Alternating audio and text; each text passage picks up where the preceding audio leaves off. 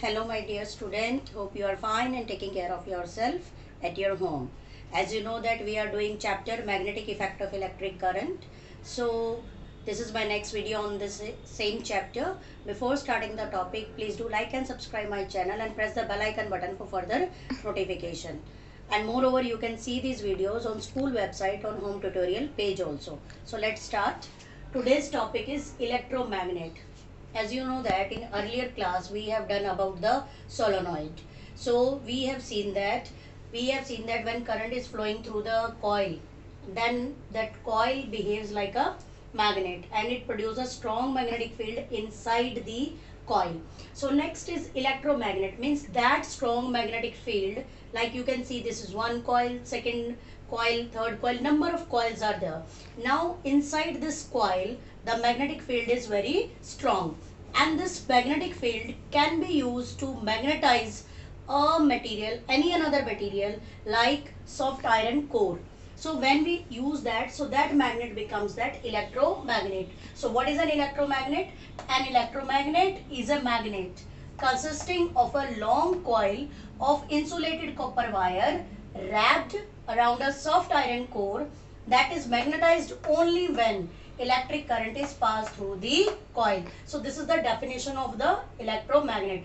Now let's see the diagram of the electromagnet. Earlier we have drawn the diagram of solenoid, but in solenoid we have made only coils, but here the coil is wrapped on soft iron core. So let us take a bar of soft iron core. First of all we will take a bar or like this, a soft iron core, and we will wrap on this and we will connect that wire, insulated copper wire, on this. So what we will do, we will wrap this wire like this, one face is towards us and the like this it would come.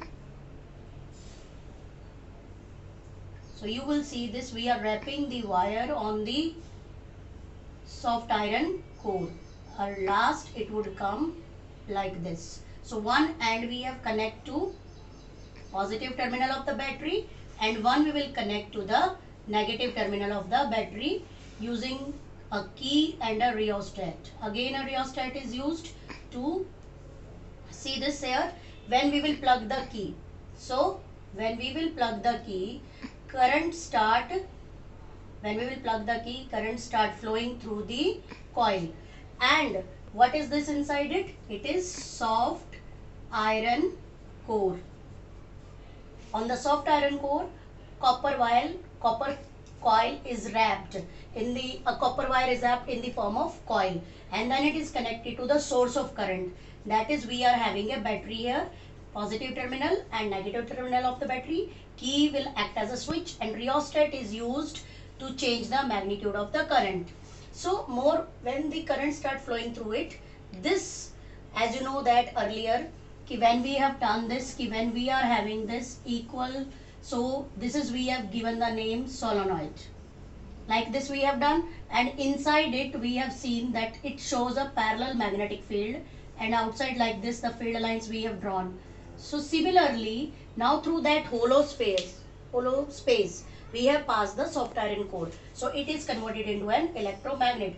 So according to again the clock phase rule, the current is going like clockwise, so that phase, along the clock phase rule, if current is flowing clockwise, so it shows the south polarity, and if current is going anti-clockwise like this, so that end will be north pole. So here it will be south pole and here it would be north pole. So in this way we can draw the diagram of an electromagnet.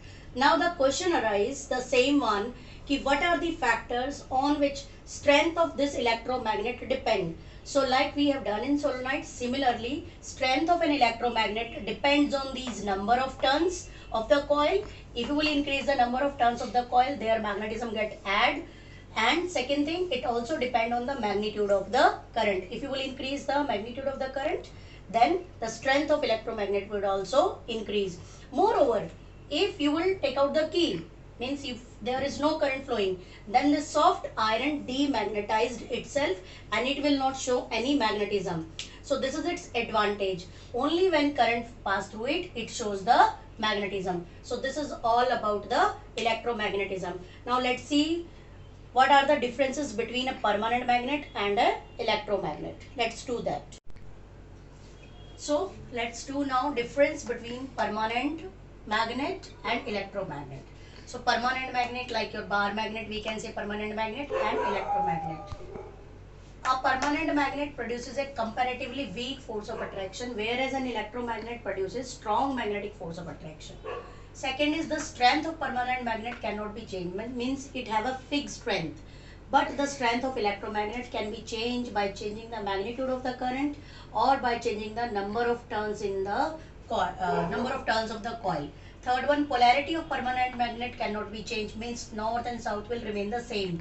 But polarity of an electromagnet can be changed by changing the direction of flow of the current. As I have told to you, according to the current is going clockwise, so that phase is south pole. And according to that, if current is flowing anti-clockwise, so that is north pole. So means by changing the direction of the current flowing through the coil, we can change the polarities of the electromagnet. So these are the differences between the permanent magnet and the electromagnet.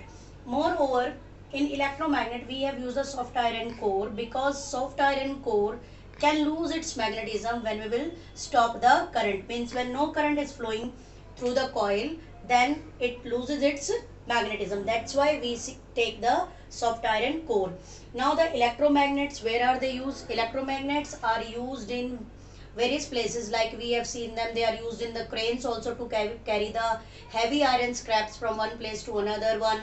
It is used by the doctors in hospitals to take out the iron pieces from the body and from the eye also.